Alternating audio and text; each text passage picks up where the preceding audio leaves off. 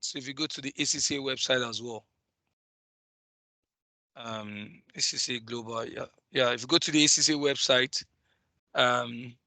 you can go there. So you go to Student Support Resources, select the paper you want, and this is PM. You go to PM, Performance Management, and then you would find it under Question Practice CB platform here. So is that clear? I'm listing out several ways you can access the CB platform. I want to get a voice response. Was that clear? Yes, sir. All right, fantastic. So if you get on the platform, to your right, you see various papers. So we are looking at PM. So we're going to go to PM now. We'll go to Official ACCA Resources under PM. We'll go to Past Exam Library. So there are several questions there. There's Past Exam Library, where you see the last 3 questions. You would see Practice Exam as well too. You see a couple of questions. And then you would see as well too under Specimen Exam. So let's go to Jojo, please, can December. you take that again? Okay, just tell me where you are. Are you on the platform? No, not yet. I missed that. Okay. If you get to the platform, okay, let me walk back. When you log in on the platform, because I'm using the Ivy League's account, we basically have 2 views: admin account, candidate account. But if you log in, all you will just have is a candidate account. So if you click on the candidate account,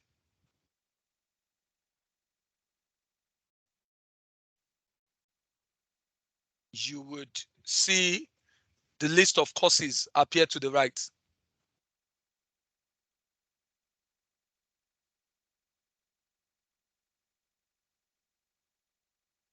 So we're doing PM. I go to PM. If you click under it, you would see ACCA Official Resources, and you see the blank workspace. So I go to ACCA Official Resources. Under ACCA Official Resources, I essentially can have access to several questions. In fact, about 7 questions. Either I want to look at the past exam questions, so there's a past exam library, or you want to look at practice exams, which are another set of 3 questions, or there's a specimen exam. So I have chosen the past exam library because the question I want us to do, I want us to use a past question. So the past question we'll be using will be the most recent past question, which is PM September-December 2021, the most recent question. So if you get there, you click on assign. It has this assign button. So when you click on assign, it assigns the question. So I'm going to see this question pop up now to my left. And this is it here. And it will be showing this icon on assign. So I come here and I click it here. And then I can start. So I just want to confirm if some of you are already at this stage. Just at least, even if I get one response, then I'm fine. Are you at this point? Yes. Yes. All right, so we then start. Yes. Yeah, fantastic. So this is part of what I told you about being able to use the tool. I really want all of you to be using the CB platform as at now. Don't be doing questions with your biro and your pen or using a spreadsheet from Microsoft. Get used to the familiarity of the platform. Understand the way the platform might look like on exam day. So you come in immediately. You can use the navigation buttons at the end of the screen. All right, because this will replicate exactly what you will find on exam day. So there's usually like a 10 minutes for reading, familiarization of the platform. That is the 10 minutes you can sort of think about now. So you can just use this to get yourself acquainted with the way the platform works, what you should be doing on the platform, and things like that, etc. Know how to use the calculator, on-screen calculator, the highlight and the strike through button, how to use the working, the scratch pad, yeah, the navigator screen, reviewing the exam, things like that.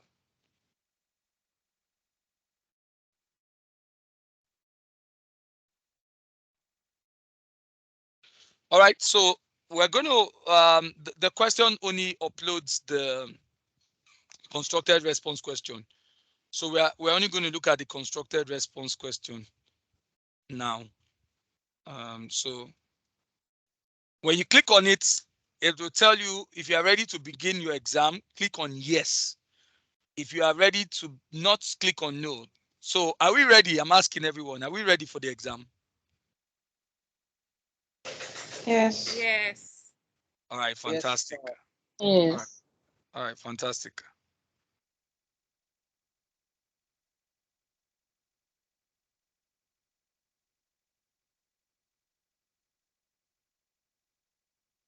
Okay. So this is the first question, but this is not the question we are doing. Our interest lies in the next question. But let me do something so that I'm fair to everybody. Is there some of us here who are not using the CB platform? I want to see whether I should send them an offline copy. Do I have anybody here who wants a PDF? I deliberately wanted us to use the computer screen together. If you want me to continue, but if there's somebody here who thinks you're happy to get the PDF version, let me know. And I can drop it. Okay. Yes, please. Let me drop it here on the chat here. Let me drop it here on the chat. Um, um,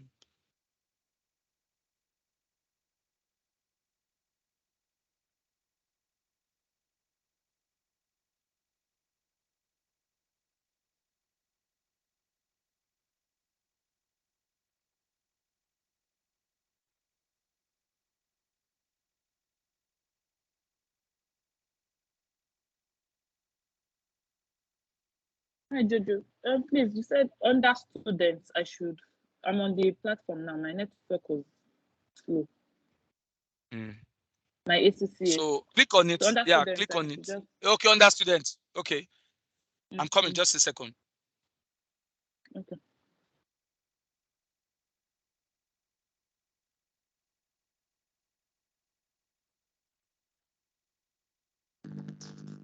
Sorry, Jojo, Okay. please, what question did you say we should pick? Is it September, December 2021 or September, December 2021.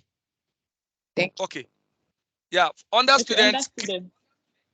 click on study support resources. Okay. Like you see study resources. So if you click on student, you see study resources. And then, Yes. so I'm showing you. Then click on ACCA qualification. So essentially, if you can watch what I'm doing on the screen. And then when you get there, click on performance management here. I'm not seeing ACC qualification. Okay. Have you seen it now? Yes, performance management. So when you click on performance management, if you scroll through, you would see something like question practice. Under learning and revision, question practice. Yes. All right. So click on it. Okay. Are you there? Yes. All right. So you would see log into the practice platform. Confirm you can see it. Yes. Yeah, so go in from there now. All right, because of time, we don't have enough time. Yeah, because of time, we don't have enough time. So let's continue. So please confirm that you can see the question. I dropped the PDF on the chat, on our chat here on Microsoft Teams. I just want the confirmation if you can see it. Yes. All right, fantastic. So we're going to go back now and continue the questions on the platform. So we are looking out for the next question. So we have several options. We can basically use the navigator.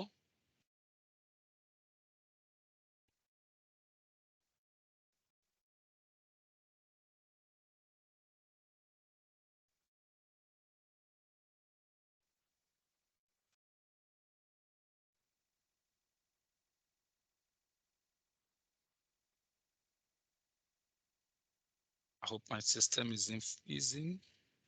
Sorry.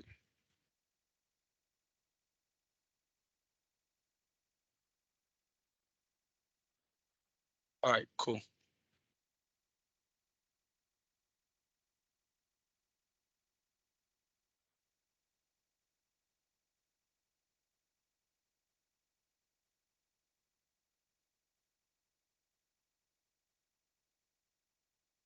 Jojo, sorry for dragging you back. It's saying I don't have exams assigned to me yet.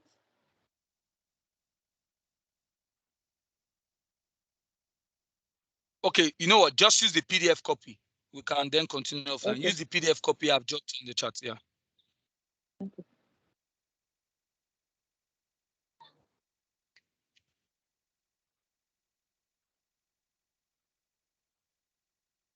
Okay. Now we are there. Who is here with me as well too? Sorry, I wanted to ask that what did you do? Because I was also having the same issue when I scroll up and then it tells me when I click on next, it tells me that I've not exceeded the scroll this thing. I think So I've forgotten what is it a said. control is a control to ensure you've gone through it. So I just make sure I go through, I scroll down. So the scrollable part is the left side. So I'm scrolling to the end. So once I've done that, then I move to the next question. So, but you can easily beat it if you use the navigation bar and click on question 4. It won't work. So we are looking at. I tried it, Okay, it didn't work. okay, that's fine. But tell me you are with me now. Are you there? Yes, yes. All right. So we are going to look at the question. I've shared a PDF copy for those of us.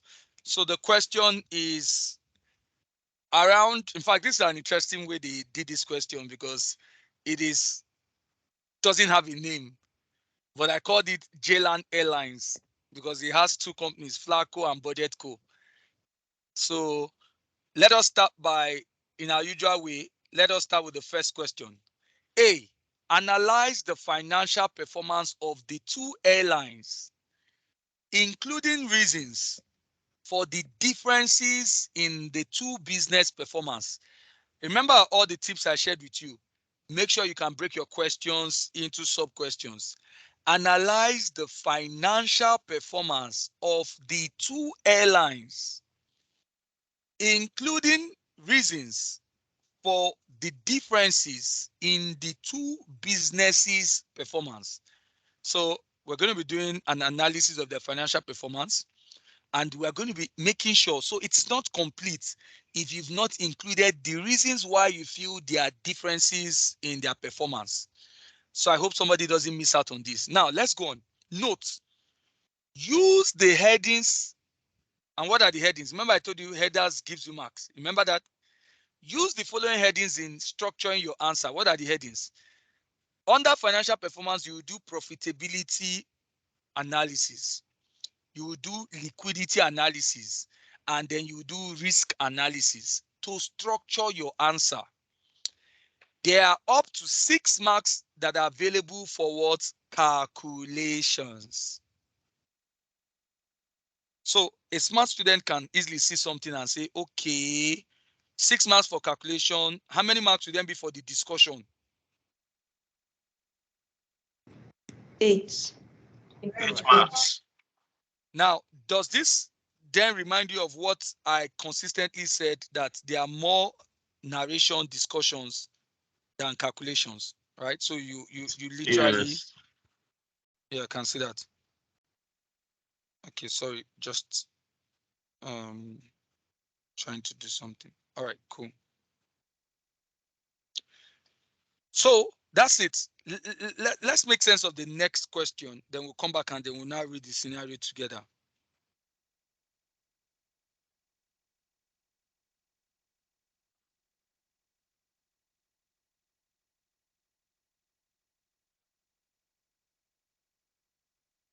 B, briefly explain how Fitzgerald and Moon's building block model could be used to manage the performance of a service business. In fact, the way they did it is that they still repeated the same scenario here. So that is fine.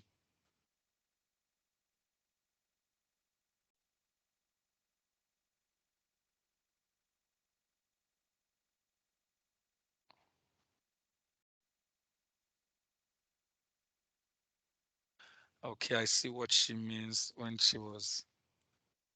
Sorry. The answer part. Not scroll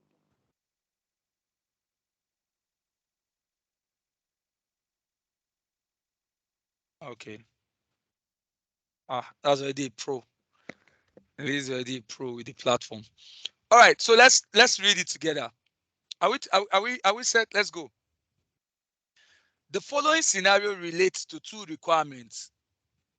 The country of J-land. What I can also do is to, and that's something you can do with the screen. I think we can basically, all right, yeah, so that you can see it well. I can also increase the resolution so that you're seeing it properly.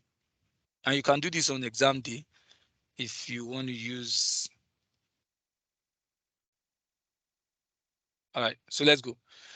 The following scenario relates to two requirements. The country of J-land has two airlines, Flag Co, its national airline, and Budget Co, a recent entrant into the market. You can use your highlighter, basically, if you want to highlight something. So there are two airlines. Flag Co is a national airline. I'm going to come here. I'm going to use my highlighter. Let me just complete it. And Budget Co, a recent entrant into the market. Now let's get a sense of the two airlines. Flag Co was government owned. So I like to use the highlighter. Sorry, it just manage me. So that Just I'm click on sure that highlight. I'm just clicking on this thing. Who is that speaking? Who is that? I like what I'm hearing. I like that. Flaco was government owned until 10 years ago, but is now operated as a private company. So there's some context that might be useful for us. It's one of those companies that has migrated from a public to a private company. Its mission is to be the airline of choice for long distance travelers. So I want to do this. This might help me. It charges premium fares and operates routes from J-land's capital city to the major airports, serving the largest cities around the world. I bet you that this will be very useful. It charges premium fares.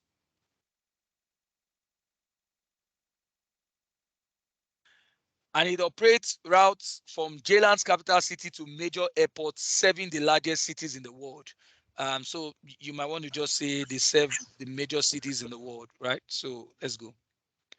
Many of its flights have durations that are greater than 12 hours. Aha.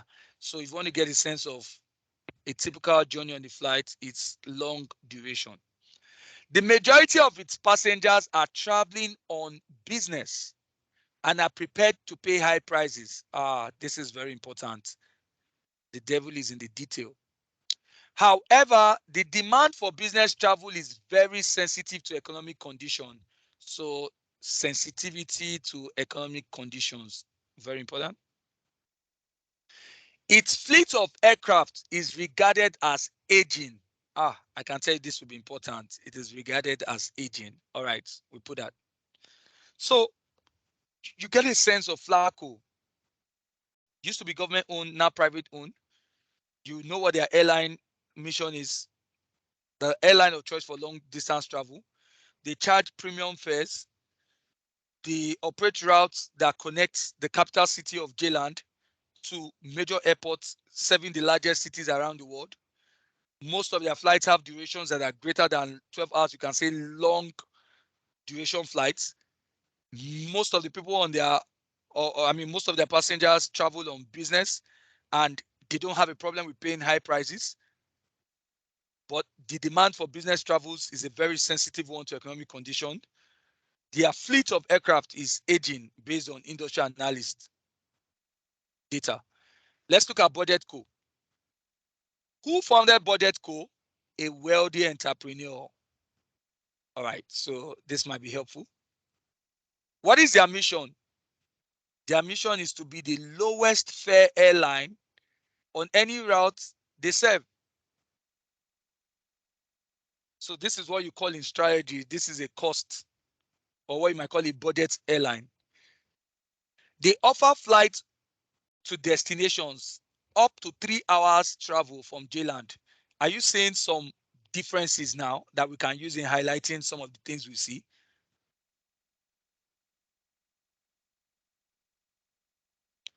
Their fleet of aircraft are generally less than 2 years old. Are we seeing differences between the two? Most of their passengers are holiday makers. Aha. So their passengers are holiday makers. And the demand for their flights appear to be relatively insensitive to economic conditions. So insensitive to economic conditions. All right. Let me do something with somebody in the class so that when we are marshalling our points, you see that already you are fine. So give me 5 differences between Flacco and Budget Co. So let's have 5 different people just speak to us. We're already answering the questions. Because Okay. these are the critical things that can explain. So start. Give me one, Okay. and then you pass the button to someone. One of it is that the Flagco caters for people who are traveling on business trips, while Budget Co is for holiday makers. Okay, one. Can another person tell me another difference between the two airlines? Yeah, another difference. Flacco Flacco is a long. Hey, gentlemen, hold on. Lady first. I'll get to you next. Lady speak. Okay, another Flacco is difference government here. owned. No, you can speak. Okay. Go on. Maybe I'll be the one to control it. Let's just allow whoever starts, right? So the lady gone. She has said you can speak. The other lady gone. Okay, thank you. Another difference is that Flacco charges premium fares. Black Okay, coach charges premium fares, yeah, but premium fares. Budget Co, the mission of Budget Co is to be like lowest fare airline. So obviously they So want to low charge fare. So lower one is fares. premium, then the other one is a low fare, right? Okay, so I've gotten 2 now. Can I get a third one? The other lady who said you can go on. So now speak. Flagco is government owned, while Budget Co is private owned. I wouldn't say it's government owned. They used to be, so entirely for most part they were government owned until recently, right? So, but because if you look at it here, they are now operated as a private company until recently. Okay, I've gotten 3. History of ownership. One was government owned, later became private. One has strictly been a privately owned business. Give me another one. Another one is Okay, one well, of Flacco. Budget Co. Okay, please go ahead. Let the gentleman go on. Yeah, he's been trying to speak since. Let's go. Okay, well, Flacco specializes in long haul flights of 12 hours or more. Good. Budget Co Yeah, does yeah. short haul flights of 3 hours or less. Fantastic. Then let me hear from the gentle lady. So let's get your final one. Flacco fleet aircraft are aging, while Budget Co, their aircraft are generally less than 2 years old. Fine. So relatively still very new, right? Okay, I think there's still one more again that I think nobody has spoken about. One more difference again that stood out. Because I generally noted 6. Flacco. The demand is economic sensitive. That's for Flacco. Okay, And yeah, demand for business travels are sensitive to economic conditions. And then what do you find with travelers on Budget Co airlines? And its types of passengers. Relatively insensitive. Okay, I think somebody has seen another one. So fine. Somebody wants to say something again? Its type of passengers. Like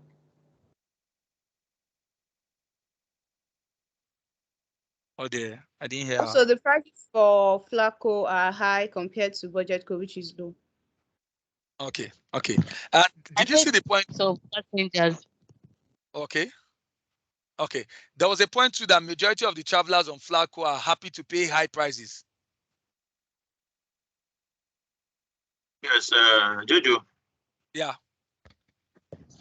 I was going to say that for Flagco, its pricing strategy is premium. I mean, high prices because of the nature of its passengers. Okay. While Budget Co charges low prices. All right. Now, fantastic to all of you Fantastic.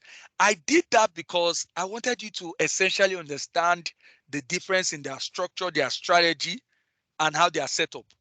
Now, we're going to use that data because we are going to be doing the analysis and explaining why you are going to find variations in their performance. That is where the marks lie. So now you know this. When you see the numbers, you will not be surprised by what you see with the numbers. So using that background I did set, let's now go into the question properly now. So please, we're going to do some ratios, some numbers for me. I hope you have your calculators handy. Don't forget that we were told that we are going to present our response along the lines of 3 key headers.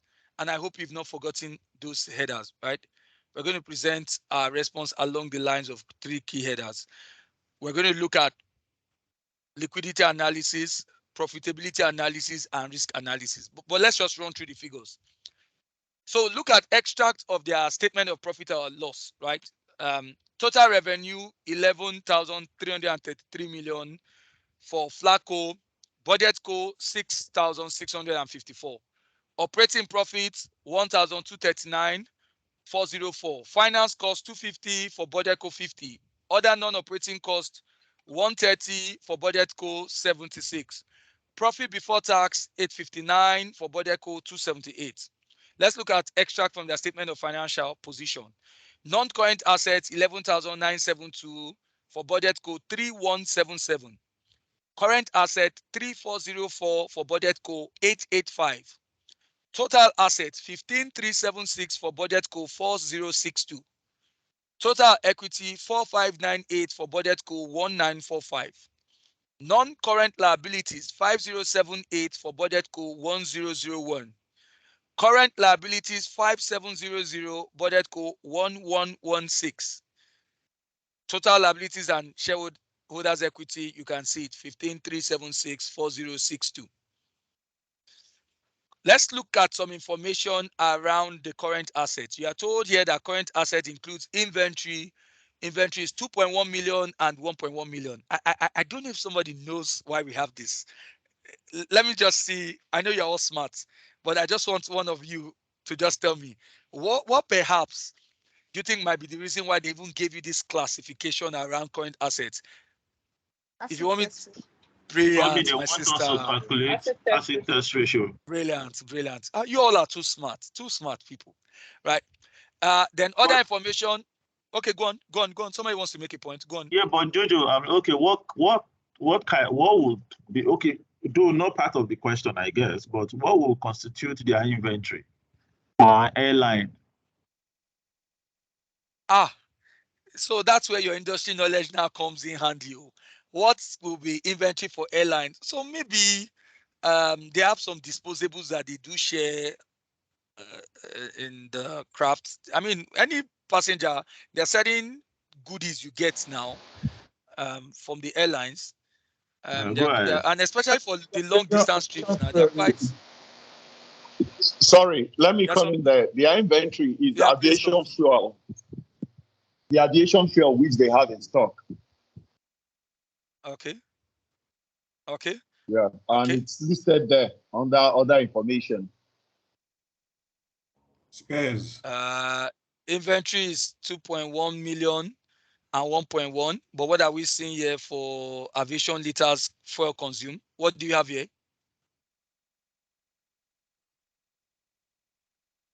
What do you have here? To the man who said it was aviation fuel, what do you have here?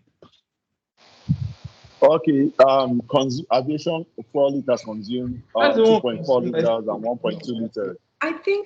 I don't know. I think for the sake of time, we can just go with the information we are giving, because if we actually want to start, dissecting this whole inventory thing, going by FR, whatever thing we come up with might not even meet the definition of inventories. So let's just, go with the information they give us and give them what they want. Yeah, Jojo, go ahead, please. Even at that, the fuel consumed and the fuel in inventories might not be the same thing now. It's not. That's just what I wanted to correct him. That's why I was showing him the values actually for fuel, right? And this is. But let's leave it like she said. Let's move on. But you see, you all are all too smart. That's why every details you're picking it up. So well done to all of you, by the way. So guys, what I want us to do now is there is a 6 marks that is available for us to grab for calculations. And these calculations will come along the lines of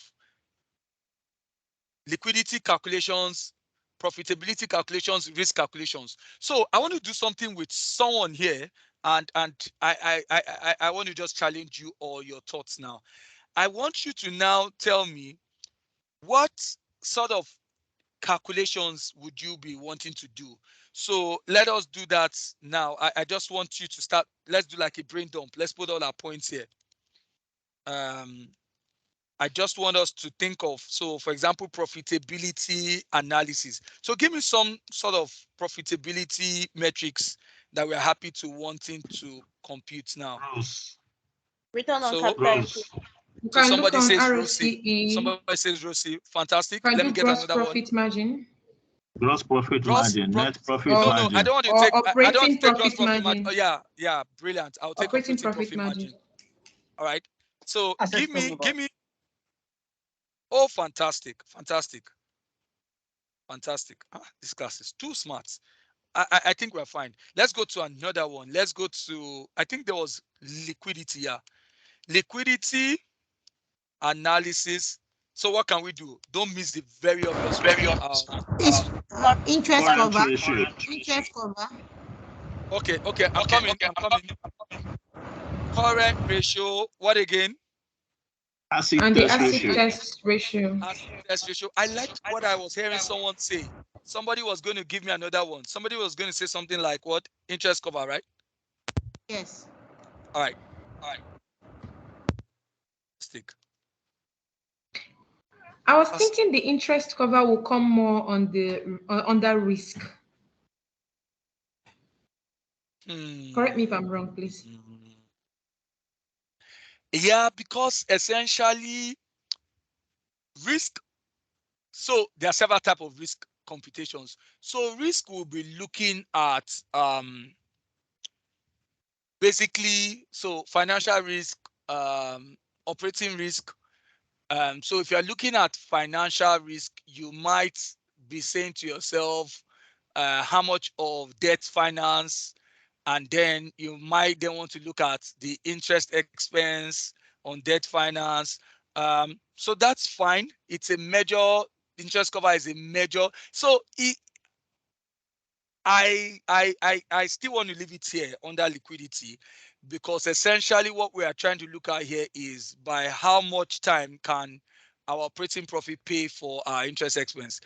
I think fine. I think that is really the point around interest cover, rather than looking at how much. Maybe if you look at it from the perspective of repayment risk, yes, that's also a way to look at it. We can still allow it under that as well too. That's still fine. That's still okay. If you wanted us to do that, that's still fine. All right. Under risk, what sort of ratios can we look out for here? There are some very obvious ones now. Who can tell me? Gearing ratio. Exactly. So gearing means risk. Let me correct you. Sorry. Gearing actually means risk, right? And you can have financial gearing and operational gearing. So I know you've relatively always known gearing as, I'm sure you're going to give me something like debt over debt plus equity or something like that. But I want you to know that gearing actually means risk, right? So let's quantify it properly. You can say financial gearing, right? So I'm going to give you financial gearing, because there's operational gearing, which is when we're looking at contribution, over your PBIT. All right. So operating gearing, we're going to look at that. Let me look at that interest cover here. Let me put it here just so that, because we directly can look at it as telling us our repayment risk as well. Okay.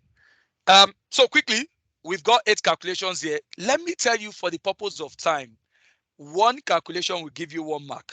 So in your exam, and this is a way to manage time, you need not have a total of 8 ratios here. So we easily could have just had 6, maybe 2 to 2, and then we are fine, right? But quickly, let's go and end the 6 marks. I think the 6 marks is up for us to grab. So you can essentially, because these are very simple calculations, you can put it out here. I wanted to say you can actually still do it on a spreadsheet, but let's essentially just work with this, right? So we can actually do this.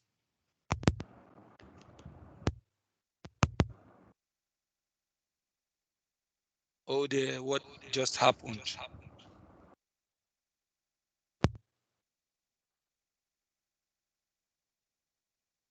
Something just happened. I don't know where this question came out from. All right, cool. So let's start with Rosie. Hello, sir. So sorry. Did you give us the year? What year are we looking at, please? So what do you mean by what year? This past. This is what we are using. Yes, this is September, December 2021. Okay, thank you.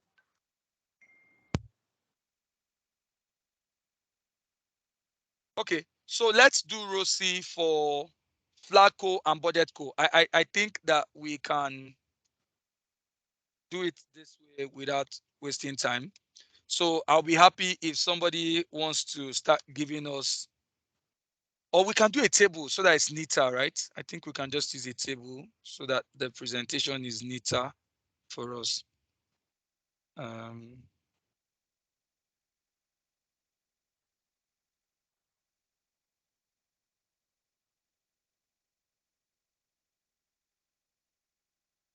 Jojo, please, I want to ask. Yeah. Is there no we can use Excel for the calculation, like based on the I said you platform? you can, but you know, because at this level, the examiner has given us a response, right? And it's a simple calculation. That's why I'm doing this. But you can actually go to the next question.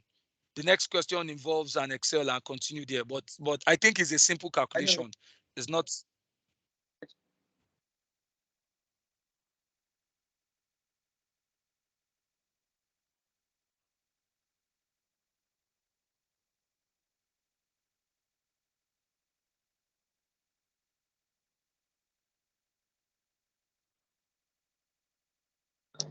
Sorry, I just wanted to drop something while you are writing. The only thing I noticed about this CB is that the calculator, I don't think is really helping, because when I tried using it, it's like, not like it's bad, but it's taking more time. I think I don't know why. You have the option. You have the option to use your own calculator, right? Thank God. I hope so. Right. So what is our formula for Rosie?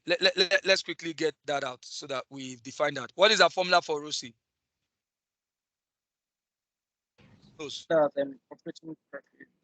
Profit before interest and tax. Yeah, which is operating profit. Divided by capital employed. Yeah, and what's capital employed? At this level, you should know it. Your non-current liabilities plus what? Equity.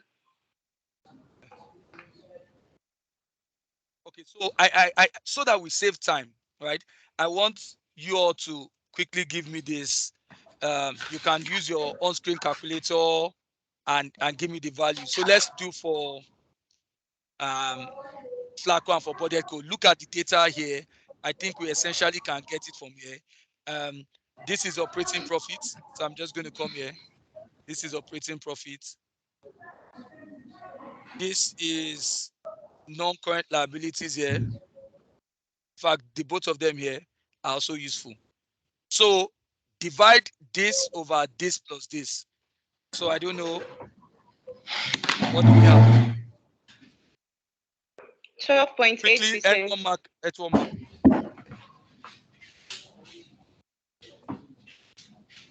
Sorry. What do we have for Flacco? Yeah. Sorry. In some textbooks, they get the capital employed adding the total assets and total liabilities. No. So okay, that's an interesting one. You can also call your capital employed total assets less current liabilities. Total assets less current liabilities. Look, let me use something to illustrate this, and it's good that you brought this out here. Just okay. Let me explain that with an Excel sheet. Let me just show you something.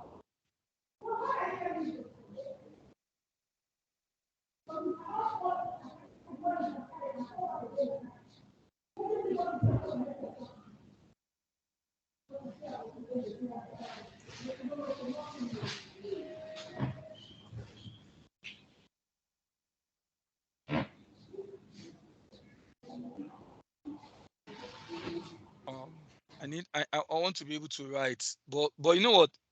Instead of wasting time here, let me just explain to you. So I'm going to delete this after I've done that. You know, your accounting equations tells you assets are equal to liability plus equity, right? You know, this is our fundamental accounting equation, right? So we can also say that this means your current assets plus your non-current assets is equals to your current liability. I think my system is going haywire. Is equals to your current liability plus your non-current liability plus your equity. The gentleman who asked me that, I'm carrying you along. Is this Yes, clear? sir. All right. Yes, sir. Now, if we effectively say that capital employed is non-current liability plus equity, it means that we can correct this equation again to say CA plus NCA minus CL, which is to move CL away from here to the other side, is equal to your non-current liability plus your equity. So you can call your CA plus your NCA your assets or your total assets. So total assets minus your current liability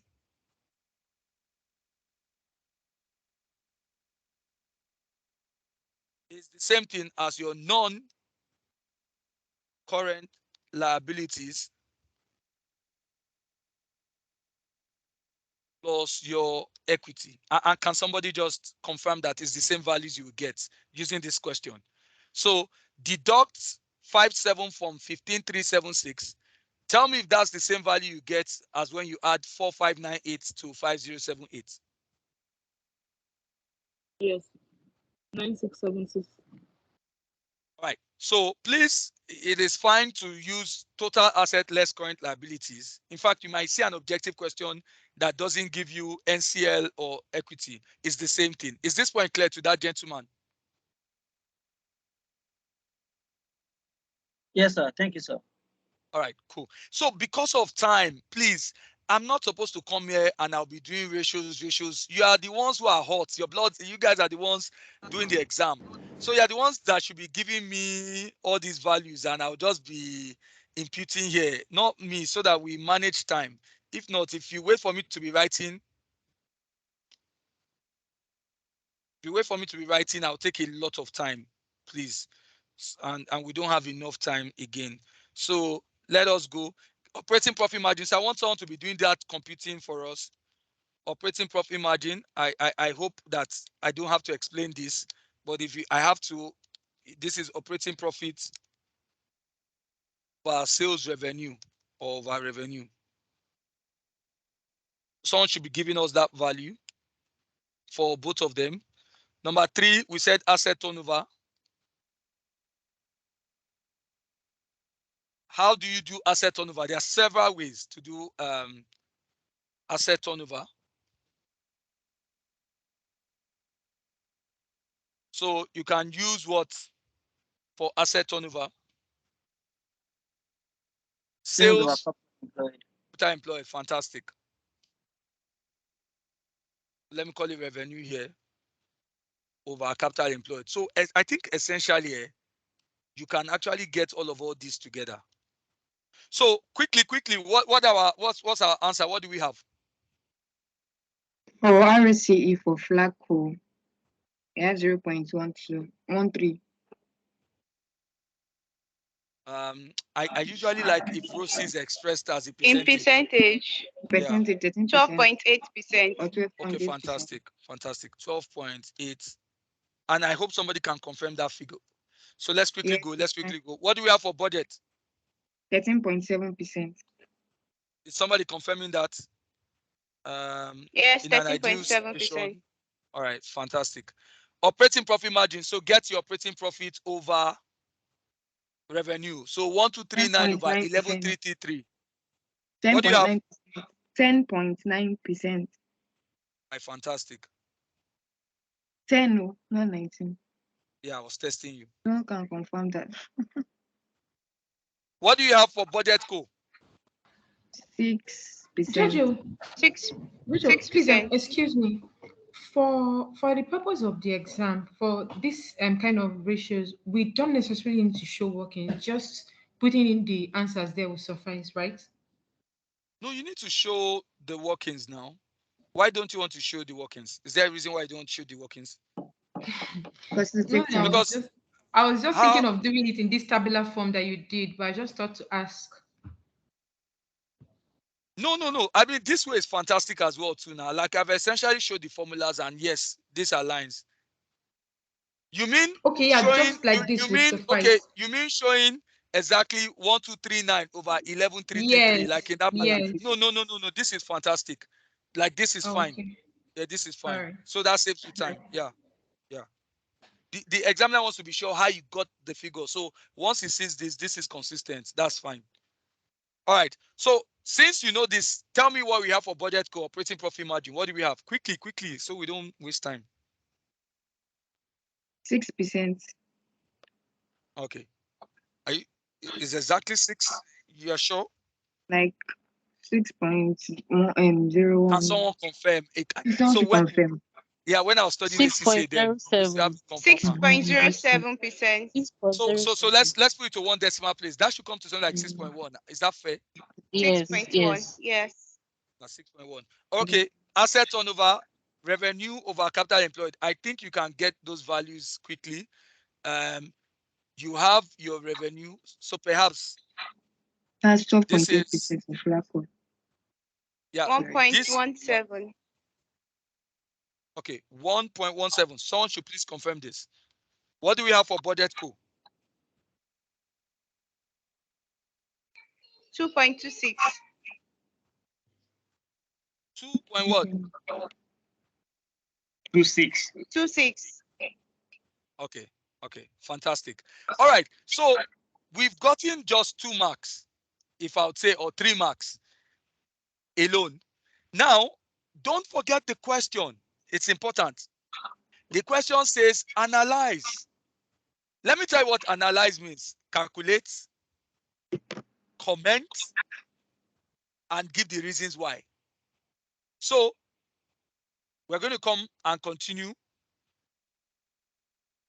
with these 3. So let's comment on ROCE.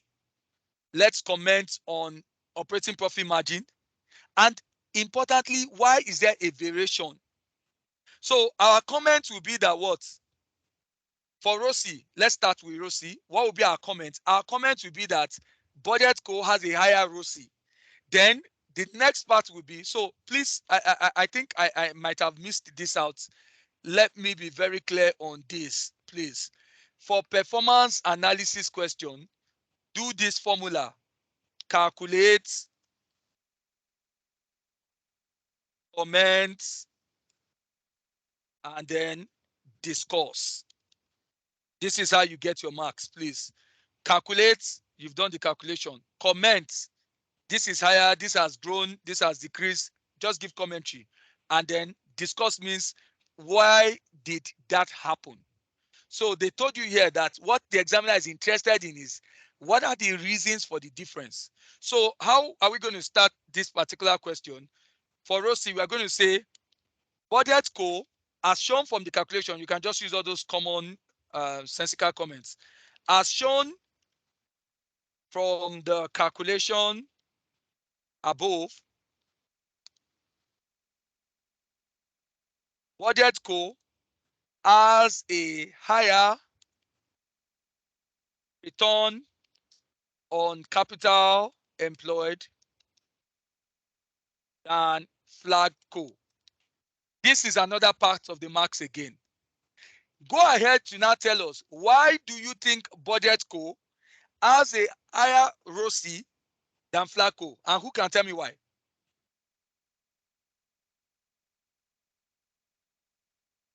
Who can tell me, why do you think they have a higher ROCE than Flagco? That's where the marks lie. Lean operation, short haul distance. Okay. Well, that is true, but you are making a blank statement. That because they do short, long distance, anybody who does short, long distance is going to have a better ROCE than who does a long haul distance. So I don't think fundamentally you've been able to really tell me why that it is. I think, to be honest, when you hear words like things like any profitability based metric, any profitability based metric, there are two major reasons, and that reflects the formula. Any metric that is based on profits, there are two basic reasons that you can use in terms of fundamental, foundational reasons why one company can be returning more profit or more return than another one. And what are those two? Who knows? Higher revenue or lower cost. So a simple reason why BudgetCo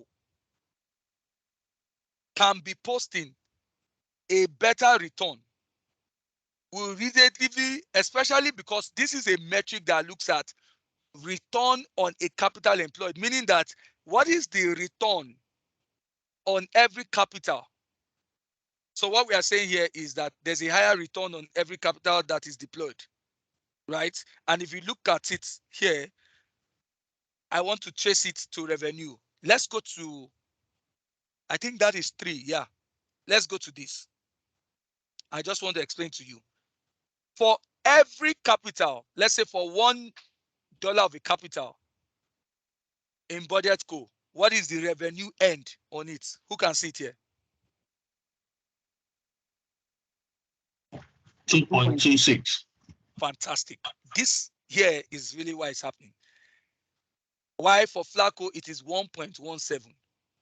So the revenue generated for every $1 capital that's invested is higher, essentially, than what you have in Flagco.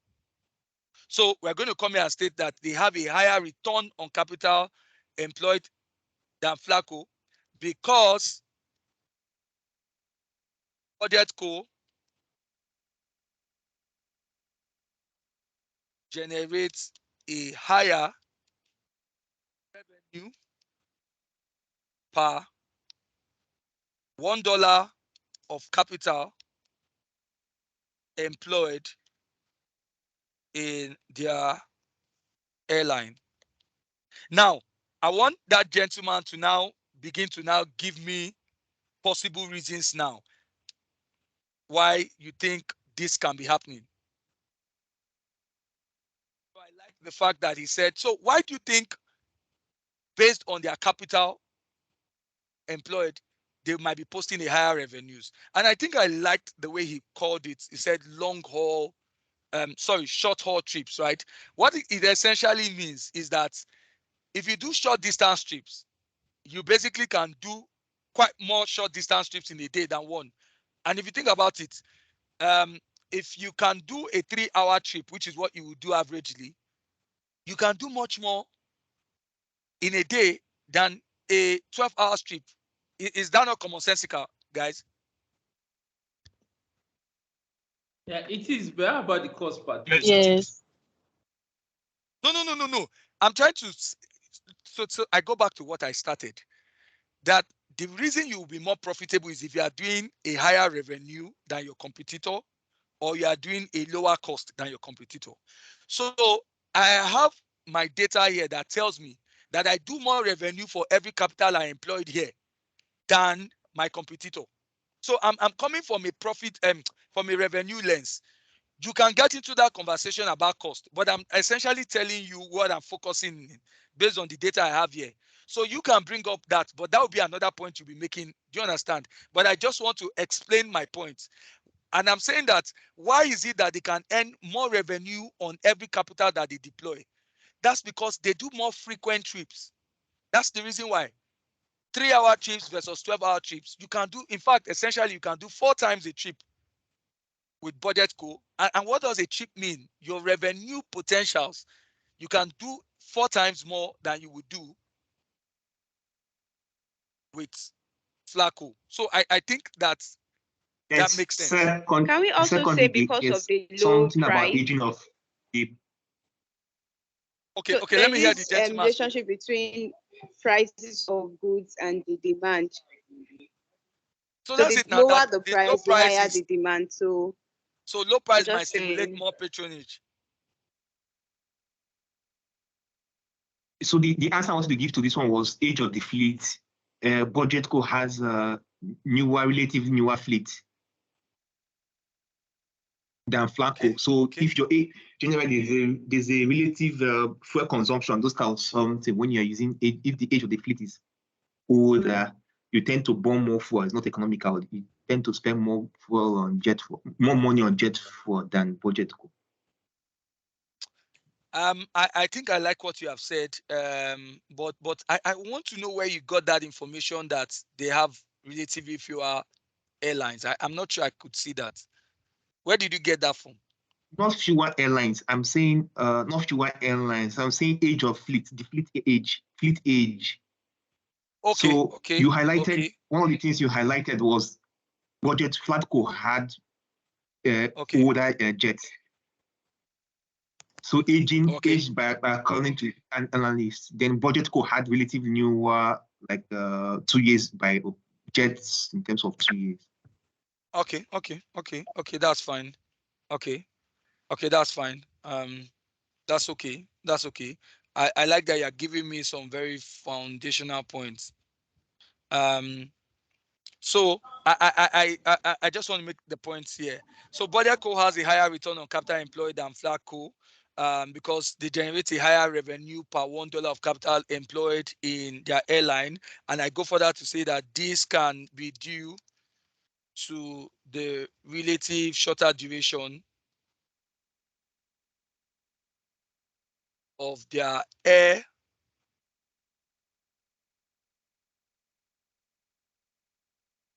travel as against that of Flacco. Okay, I think we're fine.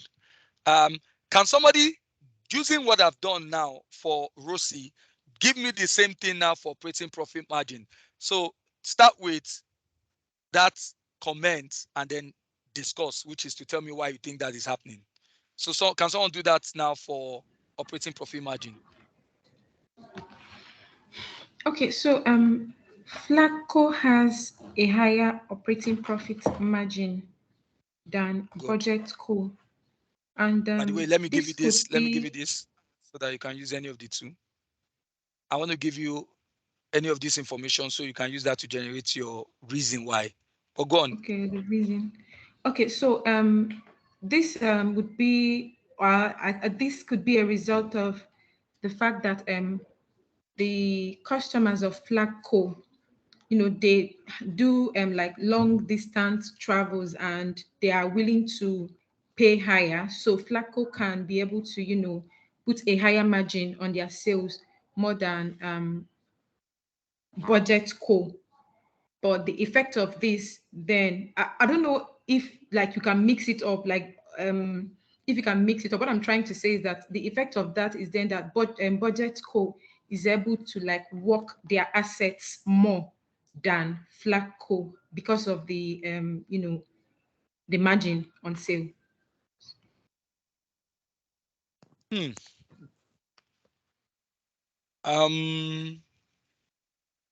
When we say operating profit margin, does someone understand what operating profit margin means? I mean, it's a good point she's made, but I just want to bring it home closer. I think operating is it not gross profit? Is the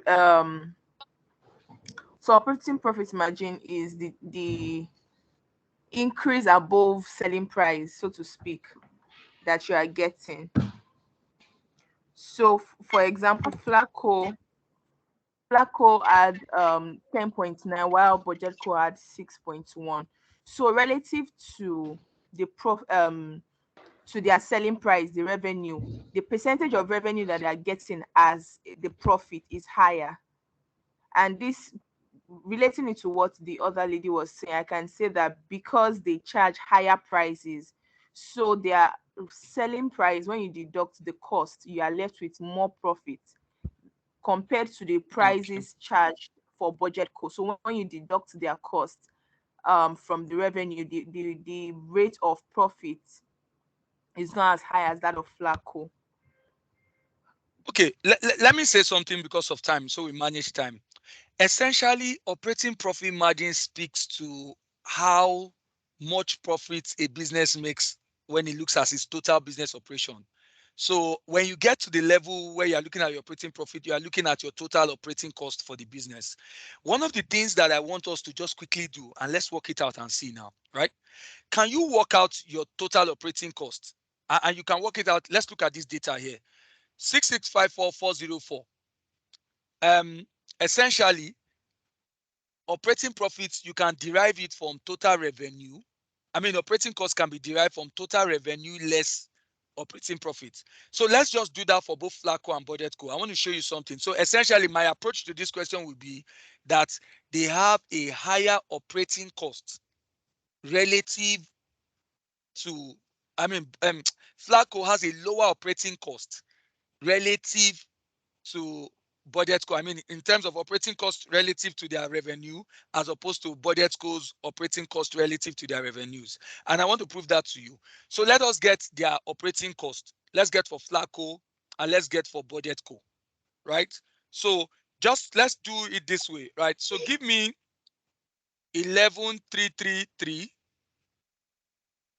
minus 1,239 over 11,333. Actually, you could even do one minus operating profit. So can we then say that operating profit margin is like how much our revenue can cover for our costs, like how our revenue can cover, how many times our revenue can cover for the cost, for the operating cost? No, hold on. You are trying to make the point, but let's use the right vocabulary or the right terminology. Operating profit tells you your profit at the end of the day after factoring your total business operating cost, right? So if you say the word operating profit margin, it shows your operating profits, meaning how a business has been able to generate profits after it has taken into cognizance its operating cost. And then what is the relationship between that and how much it earned in revenue? So your operating profit speaks to how profitable your business operation is, which is after you factored in your business operational cost. Look, the idea really is that in a business, incurs quite a lot of cost to get its operation right.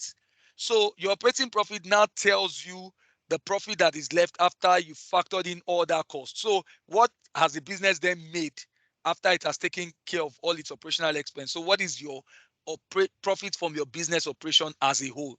So how much has the business then been able to deliver in terms of what profit has the business made after all associated business operating costs have been deducted? Direct, indirect costs after everything has been deducted. So that can speak to efficiencies. If you have a high operating profit, you are much more efficient than the other organization in how you manage your total business cost. So the point is, a useful way to explain the reason why Flacco, and I wanted to give you that. I don't know if somebody was going to show me, if somebody wanted us to do that together. You can essentially even get it from this formula. If you do 100 minus 10.9 and 100 minus 6.1, you will see their operating costs as a function yes, so of Budget Co sales. has an operating cost of 93%, while Flatco has an operating cost of 89%. Exactly. So you can see it that the operating cost of Budget Co is about 93%. In fact, 93.9, if my calculation is right, is about 93.9 of the revenues they generate at Budget Co. But for Flatco, their operating cost is about what? What do I see here? 89.1. I hope that's correct. About 89.1. So that's the reason why. So the big picture really is around efficiency in management of your business cost. So I want us to use that to frame the response. Look at what the examiner essentially they are doing with these questions. They want to be sure that you do understand why one organization can be delivering a better performance than the other, especially if you are looking at it from a finance lens or a non-financial lens. So Flatco has a higher operating profit margin. You get half mark for that because that is the fact. You've commented on it. But why do they have that?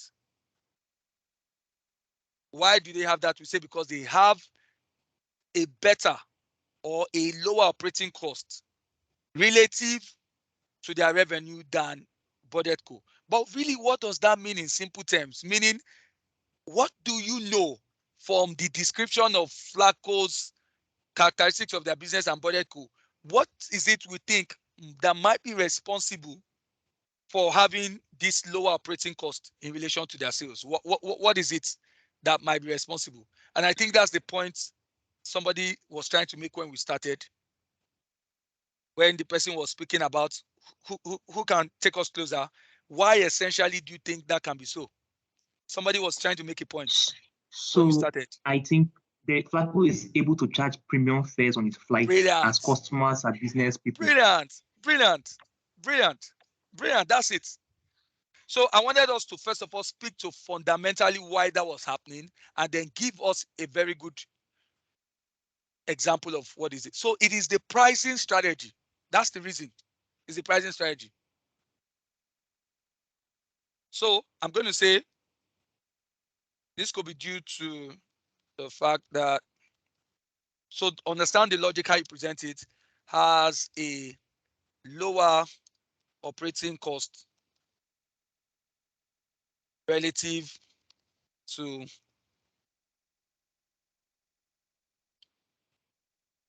their sales revenue than budget. And this essentially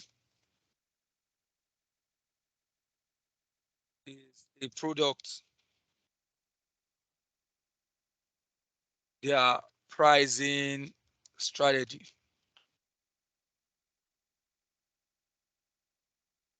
Flatco's premium pricing allows them to recoup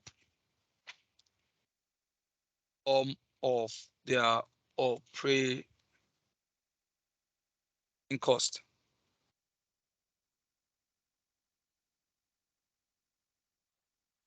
All right. So can someone do for asset turnover? The same logic. Earn your full marks. Comment and then discuss. Asset turnover. Let's go on quickly.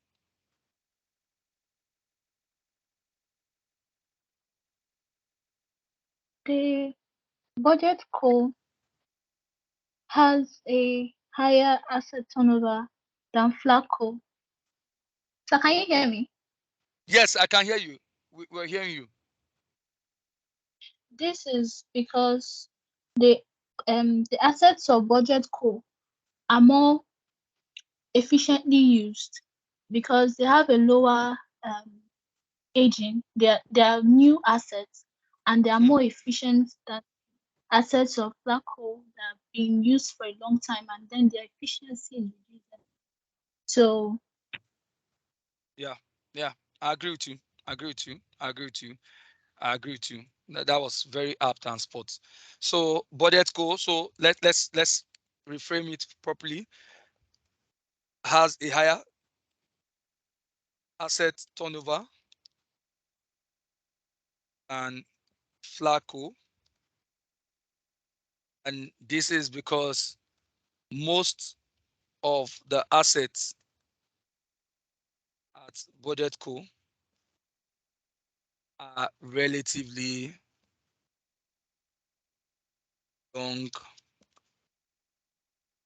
and can generate a much better revenue per asset than Flag Co.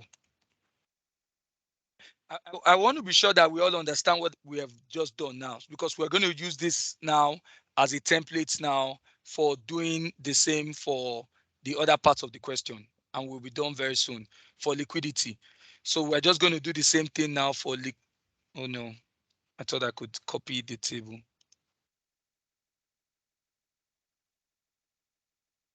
Okay, you just come here and do another one.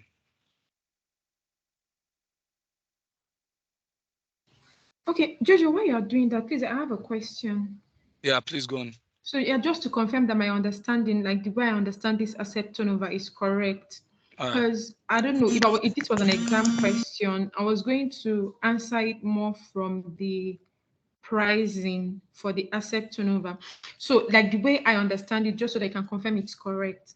So looking at asset turnover is looking at our revenue, that's our sales, compared to the capital employed. So I'd normally think of it as, okay, how much revenue are we making compared to the resources that are available for us to use? So more like the way I would like to relate it to the pricing would be that because their prices are low, they're able to, have like a quicker turnover of customers than Flag Co. I don't know if that would have been correct if I did it that way.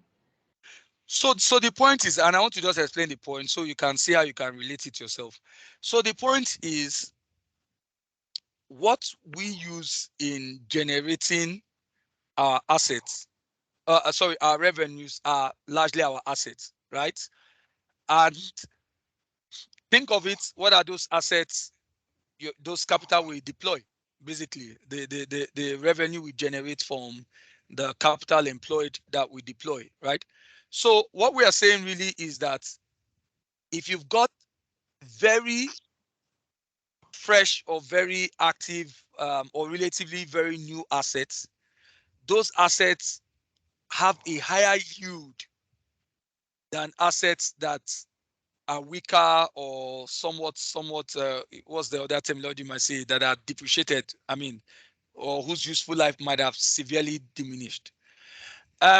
It's still another way to still look at it is to say, if you've got assets that are in top conditions, and it's akin to when you ask yourself, if there are two, I don't want to use two airlines because we are looking at airlines, right?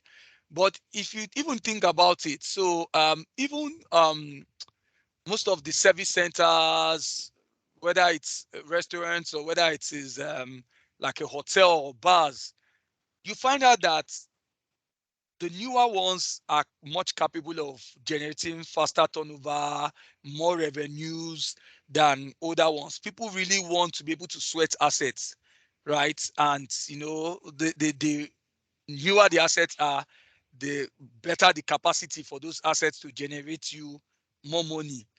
As the assets get weaker, then so will the revenue potentials be. So my point really is, anything you want to say around revenue, and asset turnover still shows the relationship with the assets you have in your business, relative to that revenue generated.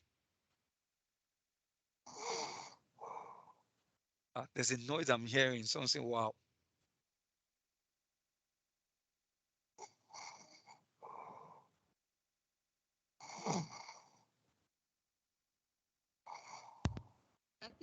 Are you sure he's not sleeping?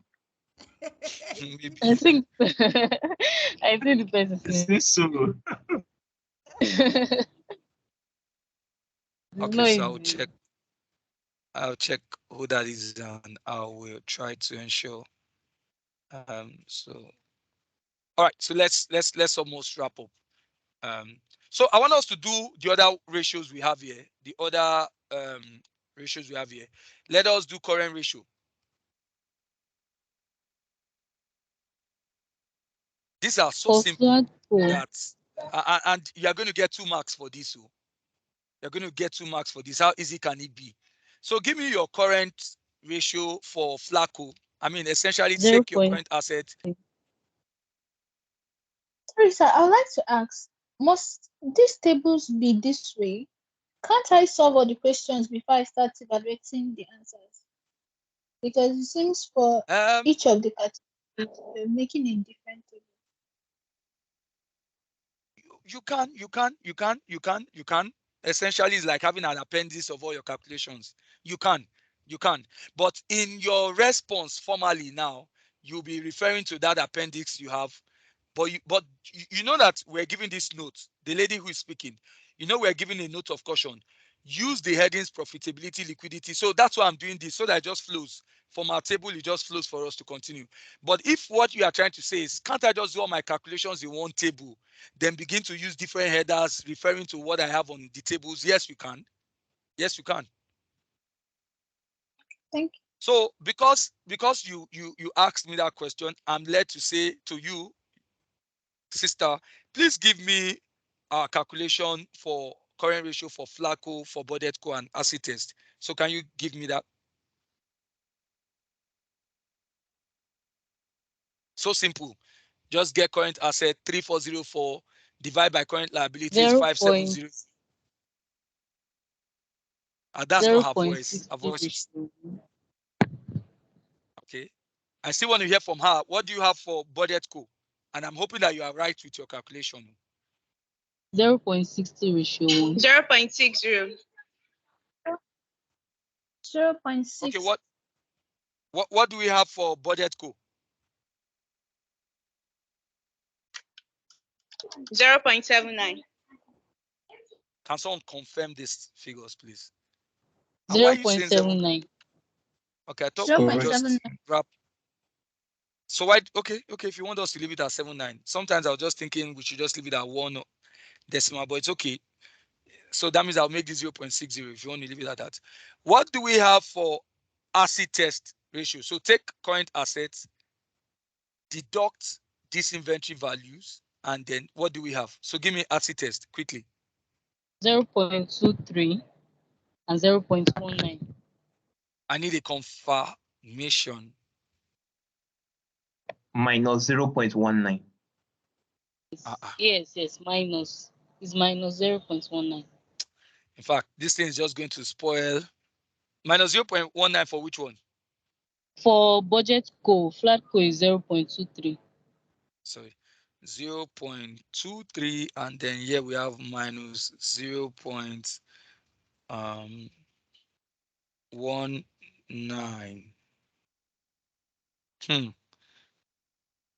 This is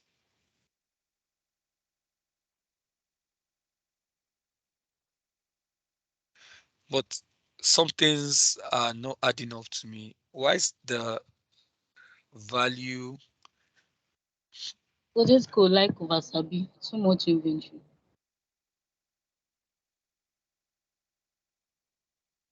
Even at that, Wait. How did you get inventory is that? supposed to make up current assets. How did you get that? Sorry, are you using 2.1 or The you're inventory using is more than 2100? Wait too. I think you're supposed to minus 3404. 2.1, not 3404 2100. minus 2.1 is what we are Not doing. 2100. Exactly. No, for BudgetCo, the inventory is higher than the current assets. How? It is not. It's not. You're doing 1 instead of 1.1. This is 3.4. This is 3404. It's actually correct now. It's 1.1 million. No, now. What do you have here? Yes. This is Those figures are in millions too. This is in 3404 is millions also now. in million. This is in millions. So you're not supposed to add any zero. Just deduct 3404 Just minus minus 2.1. 2.1 from it now. Not 2100. I don't know if you get. Because this figure is stated I get. You see why we always say someone should confirm again? I was now wondering, how can it be negative? How? I was also thinking. So it will be close anyway. I think they are quite insignificant, to be honest. You will have, especially because we are doing it will be very close. But what do you have? It will be very close. So we can say our current ratio and acid test ratio might almost give us the same value. Because we are going to have something like 3401.9, something like that. 0.596. I knew it would be very close to the margins there. And then the same thing might happen for budget co. You might have something like 0.78 or so. Okay, someone was trying to call my name.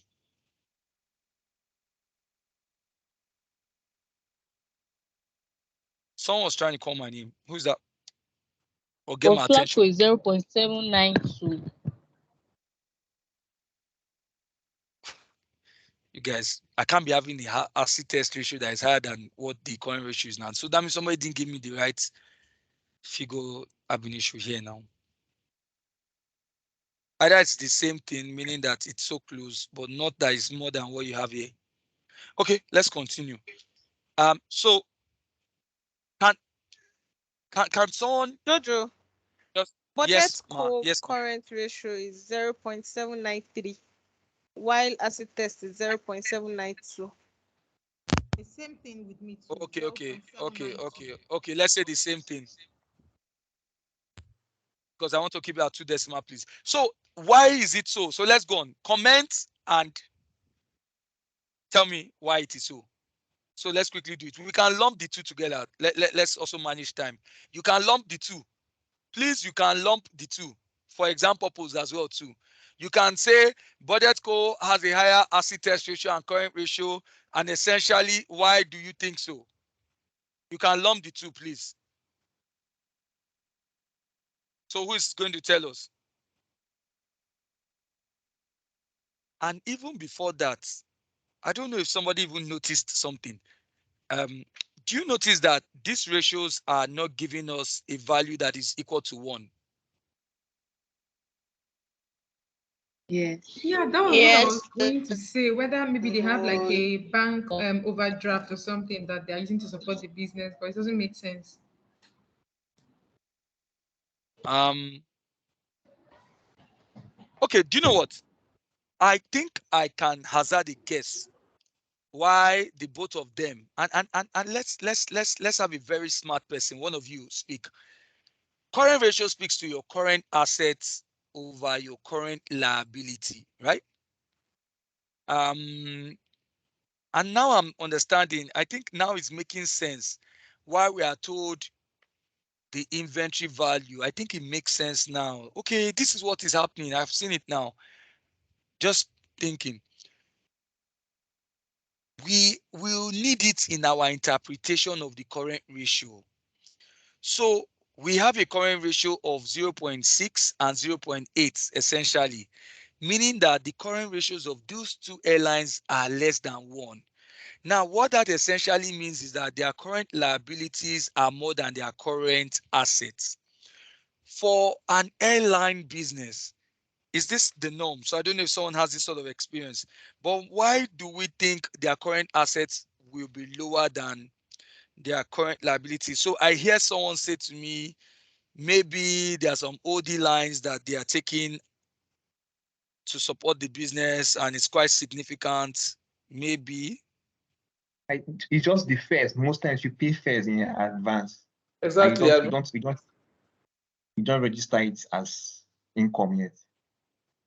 It's a liability. They barely have receivables too, since they pay cash most times.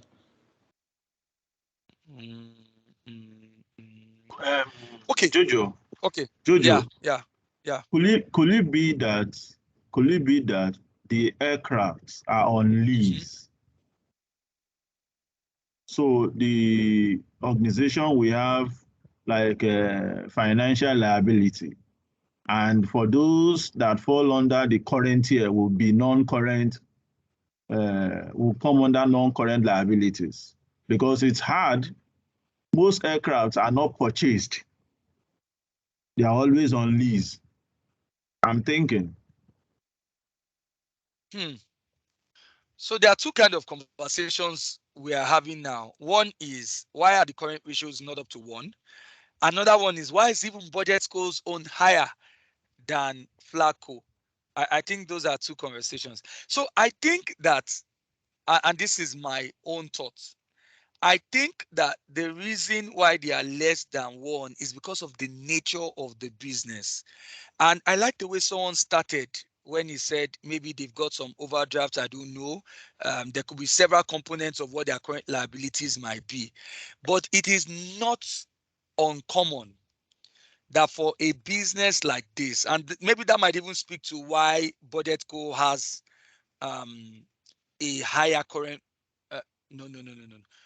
Yeah. I think for a business like this, it is not uncommon that they might not really have a lot in current assets. I think so. It's a service-based business. If you think of essentially the makeup, and like someone did say, they might not even have a lot of receivables, to be honest, except they have corporate clients. And those corporate clients, even at that, this kind of airline, you're not going to have receivables that might take a very long time to repay. So I think it's the nature of the business in itself. For most airline businesses or service businesses, essentially, your current assets, you might be asset light at that in terms of current assets, and also there's a strong possibility that some of your short-term debts could be higher than what you might have in short-term assets. There's every possibility. So I think the only explanation, and if I look through all the information that we have here on why their current ratio is less than 1, might just speak to the fact that that's the nature of this kind of business. I can't see anything again. I can't see anything again. I can't say anything again. So I think so. So let's but do we have a point on why BudgetCo might have a higher current ratio or asset test ratio over Flacco? Is there any reason why you think so? I have a thought. Yeah, please share with us. So, Flacco is a private company. Private companies most times are limited companies, but the size of the company. Oh, she's breaking. So She's they are doing. breaking. Okay, go on now. We can hear Can you. you hear me? Yes, we can hear you. Okay, so the fact that private company means it has a better chance of getting loans from banks and other financial sectors. Unlike BudgetCo that is founded by a wealthy entrepreneur, so it's a one-man business. So giving it a loan will be limited to what he has currently and from the performance of the business. So that's why they have a lesser liability than. Can you hear me? Yes, I do. I A do. lesser liability than Flacco because Flacco might have had more loans than financing him. Why Okay. BudgetCo has Okay. well. Okay. That's fine. That's fine because we are limited in what we have that might speak to us. So that can you will get good credit for that. I can assure you. So just looking at the fact that this has Jojo, been are you saying we are going to be awarded marks for points outside the scenario? No, the point is based on that assumption. it's an assumption that is founded on something we can see. She cited they were government owned and they've now transited to a private company. That makes a lot of sense. So it's not a point that doesn't have like a base she's working with. They were government owned and they've now transited to a private company. So there's a history of being under government ownership. And so that's fine.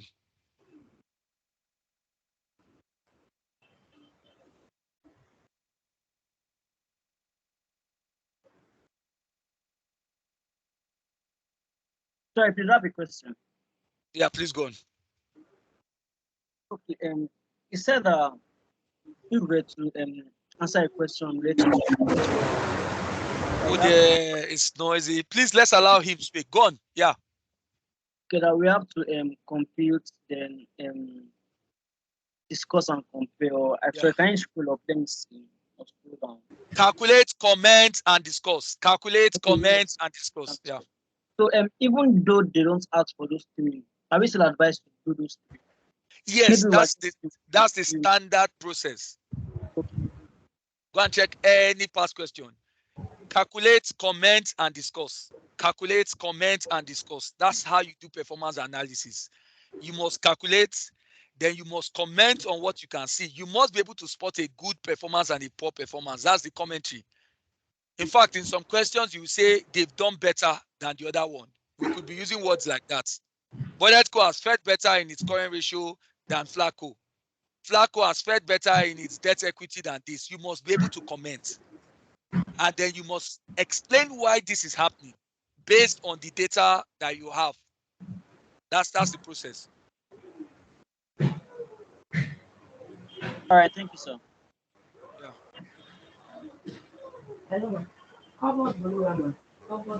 Hey, somebody's already calling somebody on our call. Please stay on mute, stay on mute, stay on mute, please. Esther.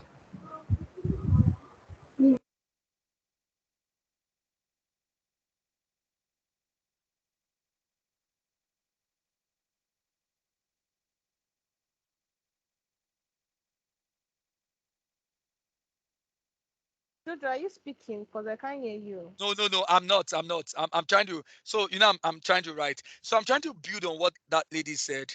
That Bodetco might have a higher current ratio because it's a privately owned business, and it might not be possible to get a lot of current liabilities relative to what you have with Flacco that was government owned. So it's a point, and it's the only thing I can see, to be honest. That's why I want to build on it. Else I could have said no reason can be deduced. And by the way, speaking to the lady who asked me that point around, can you just add something that is not stated? Let me give you a slight variant to your question and help the class. I have seen a couple of questions where the examiner allows you to say, I cannot find any possible explanation for a performance. Please, that is fine. But make sure that you are certain. I've seen a question like that in the past. I have seen questions like that. I have seen an examiner's comment that there was no reason that could have been deduced or deducted. I mean, you couldn't deduce a reason why this performance was this way. So I've seen that before. But I think for this one, I tend to like the point because I thought that should count for something. That point on a wealthy entrepreneur investing his personal fortune in the company's equity. In fact, you might also argue that a wealthy entrepreneur doesn't even require any sort of, might not really have any strong requirement for short-term loans, if at all, right? By their very nature, the only kind of loans they might. Can we say it's more or less like a sole proprietor? No, we're trying to build on the point around why they have a lower current liability. That's the point we're trying to make.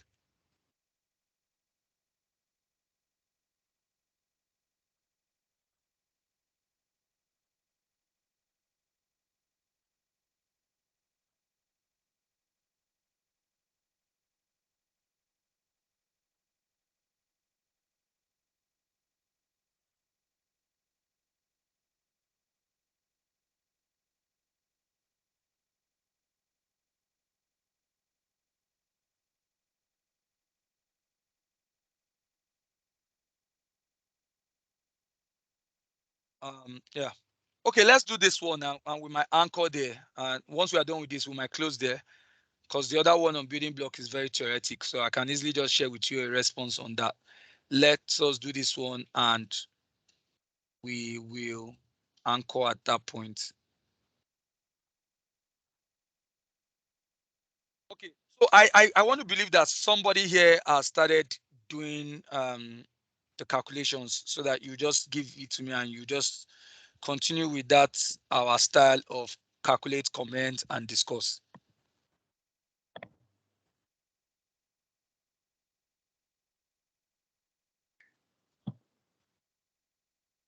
$2.35 for Flacco, Sorry, I don't know. I think I deleted in error.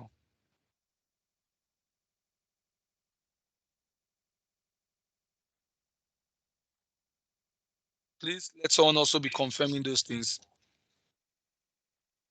For operating gearing ratio, I think they gave us the percentage already, 950 and 820. Oh, fantastic, fantastic, fantastic. So you will not get a mark for that. So I think we are still fine. So let's start with the first one. The first one was financial gearing.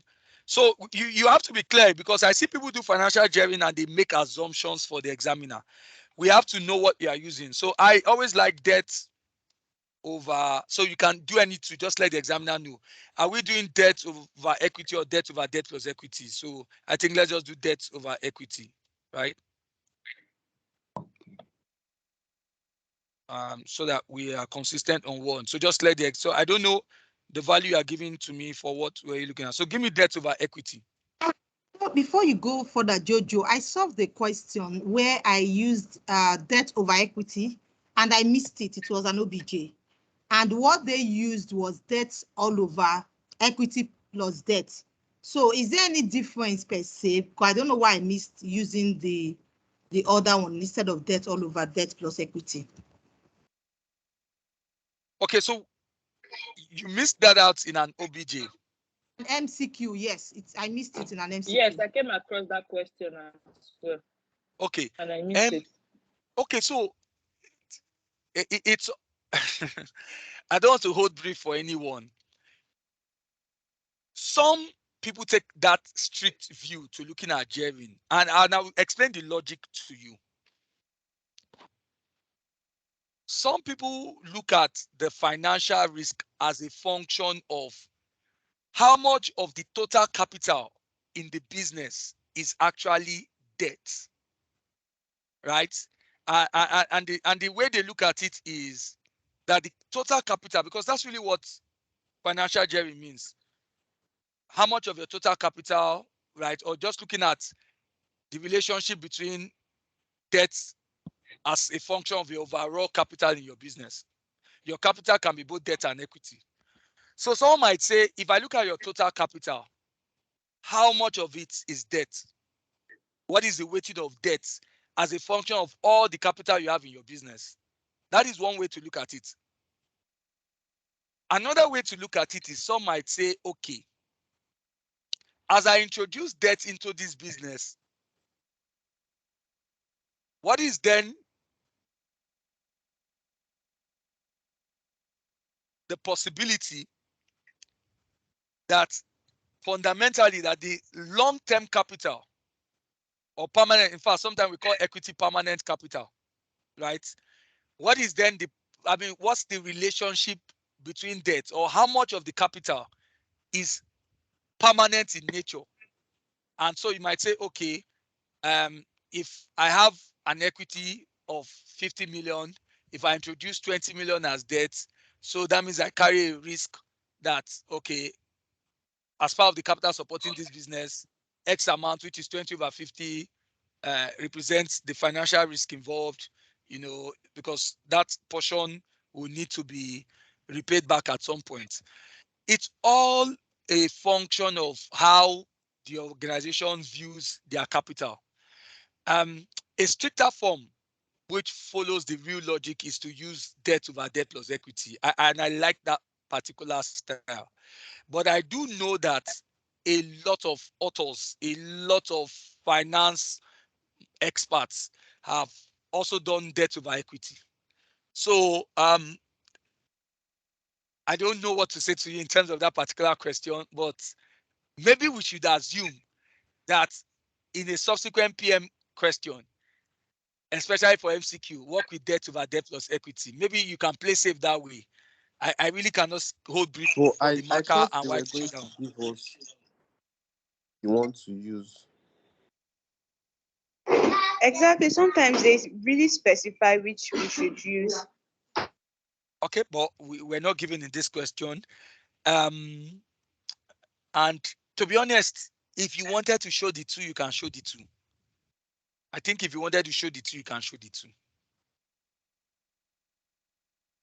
If you wanted to show I the two, think you that can would show be the two. better because you don't actually know the mind of the examiner. So maybe show the two. Okay.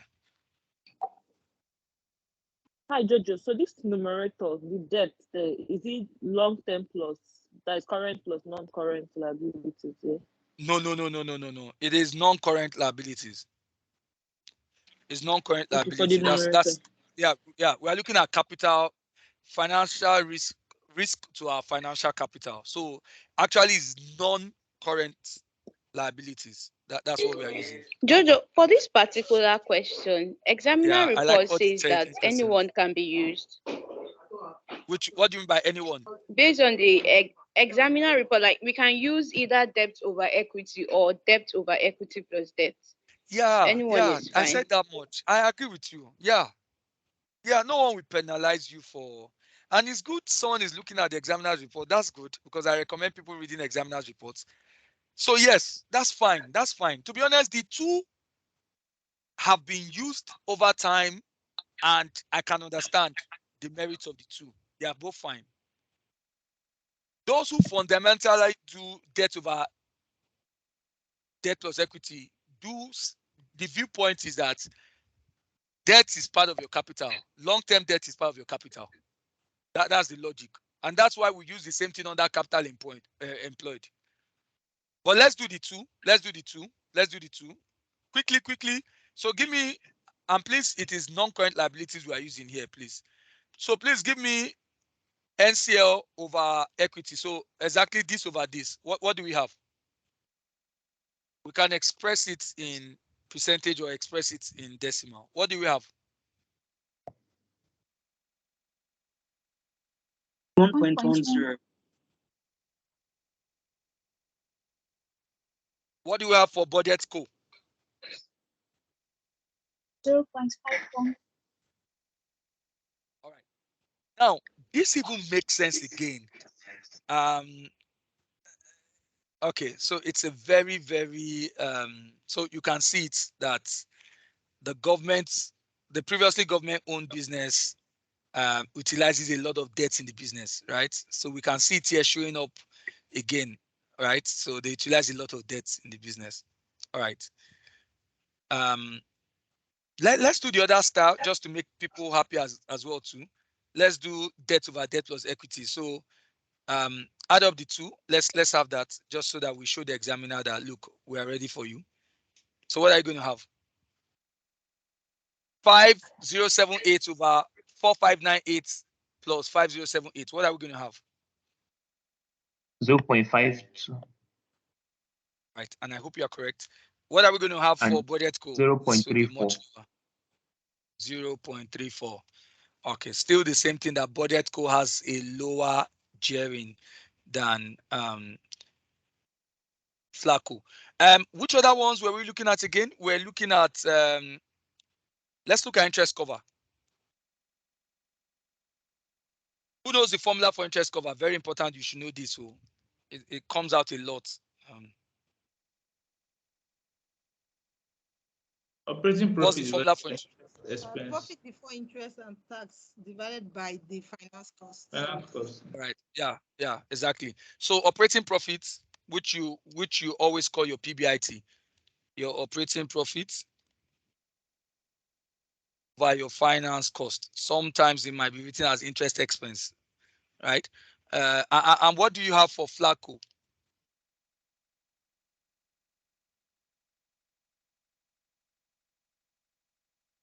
$4.96.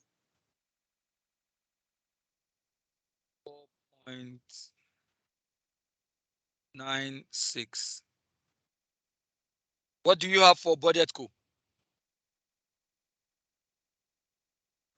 8.08. 8.08. Let's confirm these figures. Finance cost. Yes. Please, where's the finance cost? Where's the finance cost, please? You'd see the finance cost. It is here. Okay, thank you. That's fine. Okay, so can someone, so that we wrap up, we start calling it a day.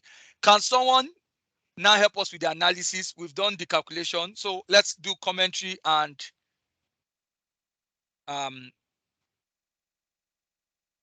let's do commentary and the rationale, the reasons for it. So who's going to help us? Let's do financial gearing and then let's do interest cover. So who's going to help us? I think I saw operating gearing somewhere too.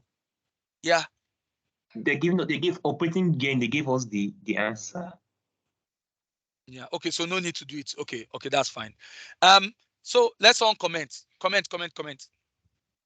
So for gearing ratio, financial gain ratio, budget core capital structure tilts towards equity. Tilts towards equal equity to debt ratio. Comment. So that's your commentary. Sorry, yes, please. What's the formula for operating gearing? See it here. It was given contribution over PBIT. Essentially, contribution over profit, right? So it's contribution over profit. Is that what you're saying? Yes, PBIT. Operating gearing just measures. So the difference between contribution and PBIT is that with contribution, we only factored in variable cost. But at PBIT, we have looked at both variable cost and we've looked at fixed cost because that's essentially the operating, some of the operating costs, you find it under fixed. So the operating gearing is a measure of your business risk, how important fixed cost is to the business, right? So your operating gearing. Somebody was trying to tell us how to comment, or I mean, was sharing with us. So we did say your first commentary should be that Flacco, either you start from Flacco or you start from Budget Co, because you're going to give us the reasons why. Flacco has a higher financial gearing, whether it's debt or debt plus equity, whatever, but they have a higher financial gearing than Budget Co. So that's an obvious comment, and I mean that's an obvious point we can find. So I want someone to tell me, why do you think Flacco has a higher gearing, a higher financial gearing?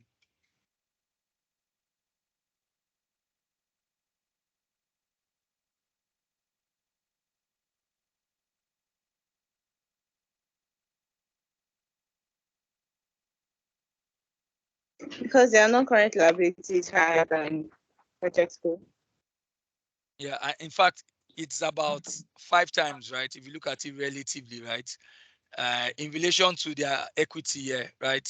So this just shades it about, it's very significant. It's very significant that their non-current liabilities are very high, right? So I think you can build on that. There's also the point, if you want to reference what we had said earlier on about it being government owned up until now, but it's okay.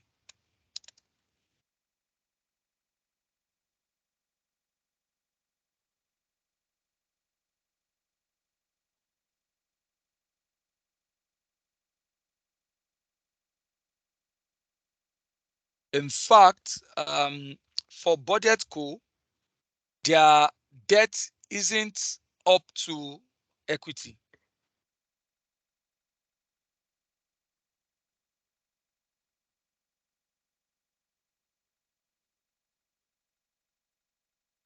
But do you want to tell the examiner what's the impact of having a debt value?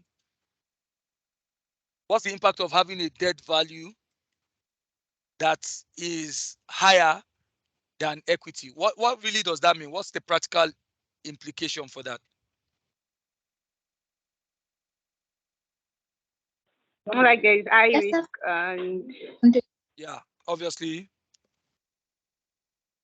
it creates a high financial risk. But so what's that risk that it's creating? The risk that the shareholders will not get high returns. Okay, because finance expense associated with that can be much. Well, that's one. But what fundamentally do you think this might mean? They might not be able to pay it High during So this time. a company that is highly geared, Going concern. they might find it Brilliant. difficult to. Go on. They might find it difficult to what? Go on, sister, you're correct. Okay, yeah, no, I didn't hear that someone else was speaking before. They might find it difficult to, source other funds because I mean, if you check a company that you're trying to lend money to and you see that they're highly geared, you might be scared to, give them money. So they find it difficult to source other funds. Okay. That one's not true. If you look at Apple, it's different. And even if they take it, it might lead to increase in interest rates. So if I know that it's probably difficult for you to pay back, I might want to charge an higher interest rates compared to a company that I know, okay, maybe the debt in that company is low.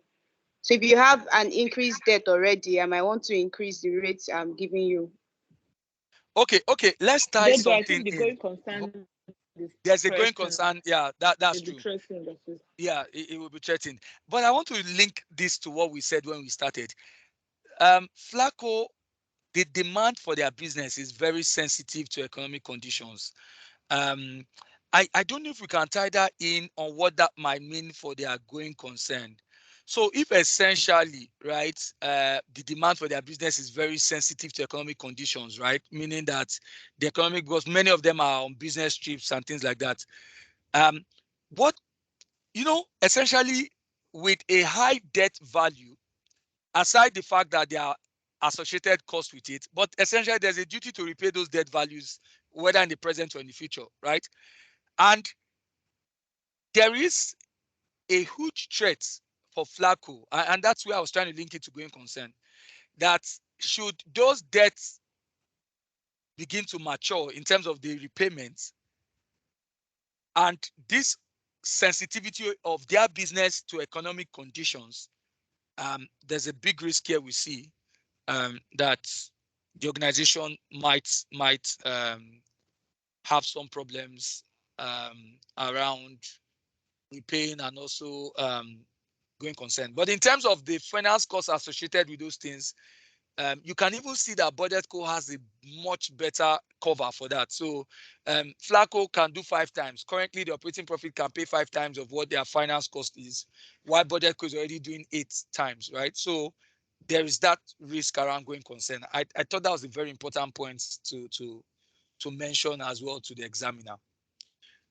Quickly, this will be 2 minutes and we move on. Can someone tell? I ask a question. Oh dear, okay, go on. Yeah, apart from comparing the ratios between the two companies, is there an ideal value for the gearing ratio? Let me throw this back to the class. There is. Let me throw it back to the class. Class, what do you think? That's a very important question he asked. Is there an ideal value for gearing? Is there an ideal value? I think 1. Nah. I think it should be balanced. Exactly. So the truth is that it's fundamentally a function of what every debt provider, anybody giving you loan, fundamentally we ask for your financials to get a sense of because they are leveraging you. So they want to also have a sense of what your own skin in the game is. What's your capital in your business? What's your equity value and things like that. So essentially, anybody providing you debt is really focused on what you'll be using the debt for and how soon you can repay. And if you've got things that can give them comfort by way of collateral to show to them. So maybe your cash flow can be collateral, maybe presence of some fixed assets can be collaterals that can show to them that you can repay. They've got that confidence.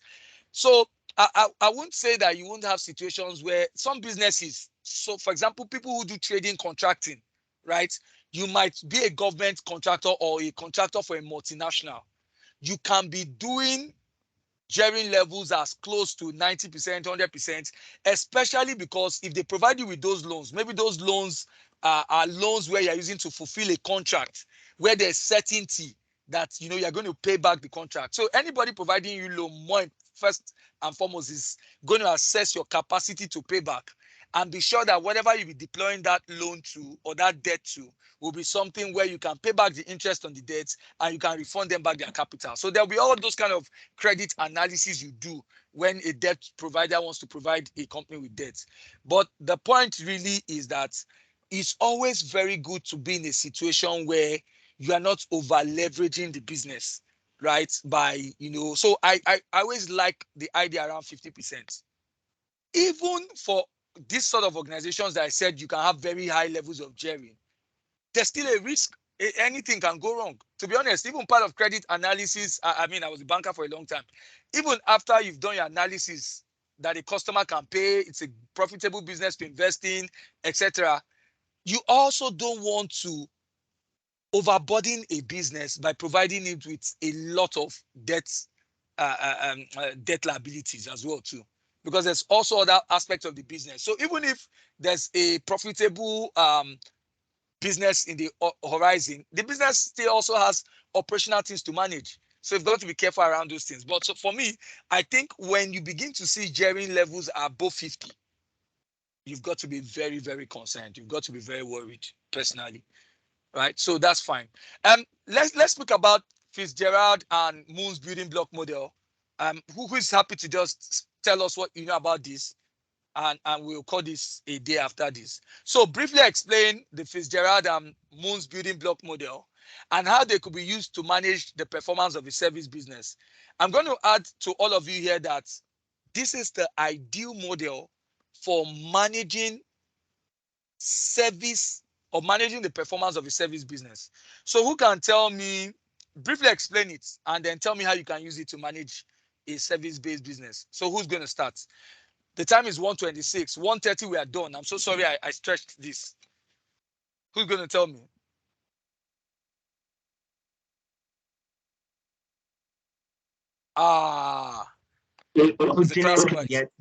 There are four aspects to it. One is the financial customer. Hey.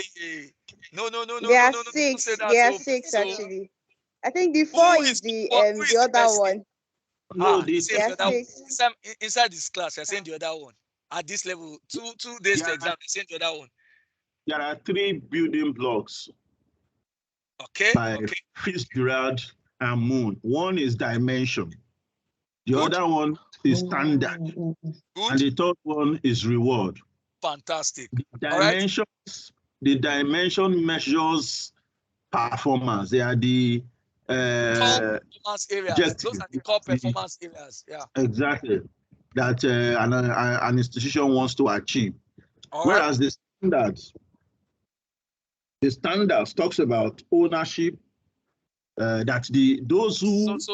So let me help you. The standards refers to what is ideally expected of the performance metrics, right? Because the standards actually refer to the performance metrics, the performance measures. And that's where we are speaking about the characteristics of what you want to find in those standards or in those metrics. And what are they? Go on. Okay, they are. It must be achievable. Ownership, achievability. Yeah. And what? Fairness, right? Yes, fairness. Clarity. All right. Fairness, yes. No, clarity. You guys are mixing this up. Please, you have to go and read this. So please, the other rewards block. Yeah. Let's speak to motivation and controllability. Okay, let me help. Let me help you because I want to make sure that it's 1:28. We are wrapping up now. The Fitzgerald and Moon's building block is a performance model that is best suited to service-based business because of the peculiarities with service-based businesses. What is it about service-based business? And I'm going to tell you. So remember that thing you might have learned in lower level classes around characteristics of service-based business. What are they? Inseparability. You can't really separate a service provider from a service. So for example, I'm a tutor at Ivy League. I'm teaching you performance management. You cannot really separate I as a person from what you've gotten out from the lecture you have received today. If I've done poorly, it also means that the lecture you received was a poor lecture. So that's a major characteristic of service-based business. Another thing you find with service-based business that speaks to the concept of heterogeneity. Unlike a product-based business that are homogeneous, the opposite of being heterogeneous is to be homogeneous. If I produce laptops and I produce 1,000 laptops, they will all look the same way. But if I teach today and maybe tomorrow I come to teach, there might be some elements of differences. I might have a bad mood. I might wake up to one credit alert where I've been debited almost all my life savings, or maybe someone did something to me and it affects my mood. That's the thing with service-based business, that they are heterogeneous in their output. No two services can be the same thing. If you go and get a haircut, there might be a difference in the two. No two service is always at the same sort of level in terms of output and what you get. Services are intangibles. You don't, unlike products where you hold them, right? So for service-based businesses that deal with these things, at the heart of a service-based business is the fact that the service providers are key. And that is why when you want to measure the performance of a service-based business, you are essentially going to be focused on two critical sets of people. The aspects of the service you are measuring, which is where the dimension block speaks to.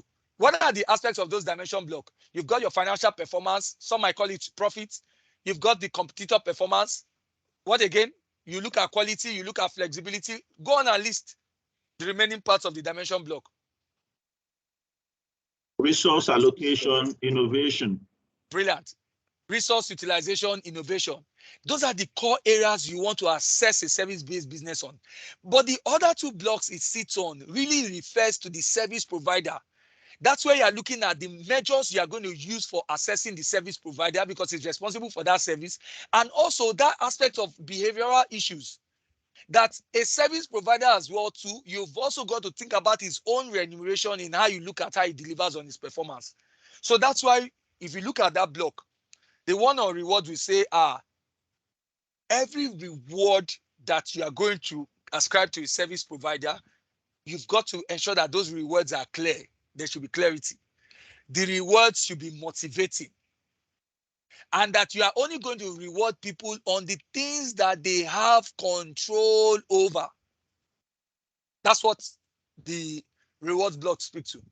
On the other aspect, which is the standards block, you say that every measure, the standard refers to the performance measures you will use for assessing the service provider, that every measure must be fair and equitable. So if there are several people providing the service, let it be fair. It must also be something that is achievable, and let them take ownership. So you fundamentally understand that you are going to assess people on things that they have the responsibility to deliver on.